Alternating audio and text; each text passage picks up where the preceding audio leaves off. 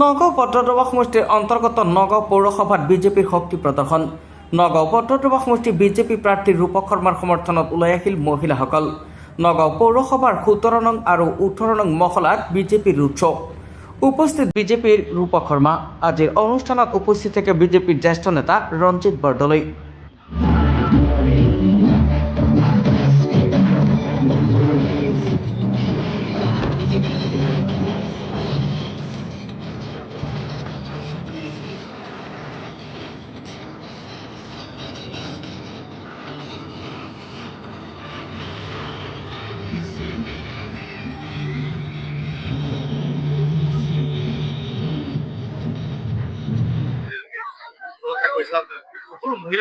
আচলতে এই পদযাত্ৰা এক হৈছে আশীৰ্বাদ যাত্ৰা, দুই হৈছে আমাৰ কাৰ্যকৰ্তাসকলৰ কাৰণে এক আনন্দৰ যাত্ৰা। আৰু দেখা পাইছে যে কিমান সুন্দৰকে সকলোৱে আনন্দ কৰিছে, নাচিছে, গাইছে, ফূৰ্তি কৰিছে, কাৰণ তেওঁলোকৰ এইটো উৎসাহ। আৰু যথেষ্টখিনি আমাৰ কাৰ্যকৰ্তাসকলে আমাক সহায় কৰিছে, সকলো মানুহে সহায় কৰিছে। আৰু মই এই সহায় কেতিয়াও পাহৰিব নোৱাৰো। নগাঁওখন আপোন নগাঁওখনৰ কাৰণে প্ৰতিটো মুহূৰ্তত দিনে নিশাই চিন্তা কৰি থাকো, কেনেকৈ কিবা এটা কৰিব পাৰো, তাৰ কাৰণে অনবৰত মই চিন্তা কৰি থাকো। আৰু তাৰ ফলত ৰাইজে এক নগাঁও পৰিৱৰ্তন দেখা পাইছে। ৰাইজৰ আশীৰ্বাদত এই পৰিৱৰ্তনৰ ধাৰা অক্ষুণ্ণ ৰাখিব আৰু বহু গুণে আমি নগাঁওখন শিক্ষা, স্বাস্থ্য, কৃষি, উদ্যোগীকৰণ, আন্তঃগাঁথনি সকলো ফালৰ পৰা আগুৱাই নিম। এইটো ৰূপক শৰ্মাৰ প্ৰতিশ্ৰুতি।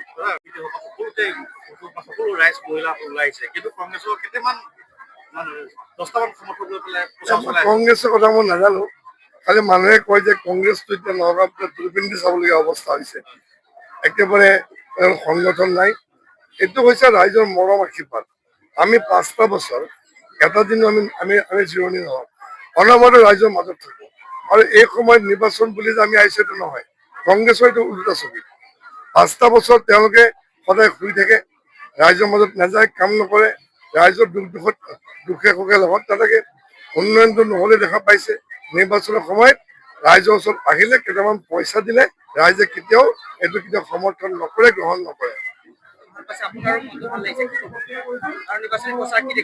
ময়ো ৰাইজৰ লগত থকা মানুহ, ৰূপক দাও ৰাইজৰ লগত থকা মানুহ, গতিকে ৰাইজৰ লগত থাকিলে সাহস বৃদ্ধি হয়।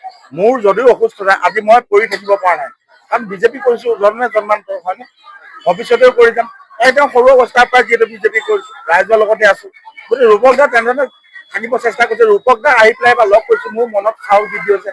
এই অসুস্থতাৰ কথাটো ইয়াত আহি নপৰে, কিন্তু মই মানসিকভাৱে সুস্থ, মই শাৰীৰিকভাৱে সুস্থ, সম্পূৰ্ণ সুস্থ। আৰু ৰাইজ অকল এটা কথা দেই, মই আহিছো নহয়, সকলো ৰাইজ ওলাই আহিছে, সকলো ৰাইজ ওলাই আহি আশীৰ্বাদ দিবৰ কাৰণে আহিছে। আপুনি সকলোৱে গম পাইছে। মই আপোনাক আকৌ কৈছো, ইয়াত নগাঁও পত্ৰদ্ৰৱা সমষ্টিত কোনো নিৰ্বাচন হৈ থাকে, ইয়াত প্ৰতিযোগিতা মাত্ৰ চলি আছে, খালি আনুষ্ঠানিকতা বাকী আছে। প্ৰতিযোগিতা ইটো বুথে সিটো বুথত কিমান ভোট বেছিকৈ দিব পাৰি, সেই তাৰে প্ৰতিযোগিতা চলি আছে। গতিকে ৰূপক শৰ্মাই ইয়াত জিকিবই 100%। আপোনালোকে ধৰি ৰাখক, আৰু যেতিয়ালৈকে টিকেট পাই থাকিব, ৰূপক দাই সদায় ৰাইজৰ মৰম আৰু আশীৰ্বাদত সদায় জিকি গৈ থাকিব, ৰাইজৰ কাম কৰি থাকিব। ৰাইজ উন্নয়নৰ লগত আছে, ৰূপক দা উন্নয়নৰ পথতে আছে। গতিকে সকলো মিলি গৈছে আৰু সকলোৱে আমি একেলগে কাম কৰিব। এতিয়াও যিসকল বাকী আছে, এতিয়াও যদি কোনোবা, যদি বুলি কৈছো, মোৰ মতে নাই, কোনো নাই নগাঁও পত্ৰদ্বৰত আৰু বেলেগ দল কৰি থকা কোনো নাই। এতিয়াও যদি কোনোবা আছে, তেতিয়াহ'লে আকৌ আহক, আহি যাওক, আমাৰ ওচৰত আহক, আমাৰ দলটো আকৌ শক্তিশালী কৰক। আৰু আজি হ'ল 47 সংখ্যক ভাৰতীয় জনতা পাৰ্টীৰ প্ৰতিষ্ঠা দিৱস। গতিকে সকলোকে এই প্ৰতিষ্ঠা দিৱসৰ শুভেচ্ছা জ্ঞাপন কৰিম। নগৰৰ পৰা প্ৰাঞ্জল নাথৰ ৰিপৰ্ট।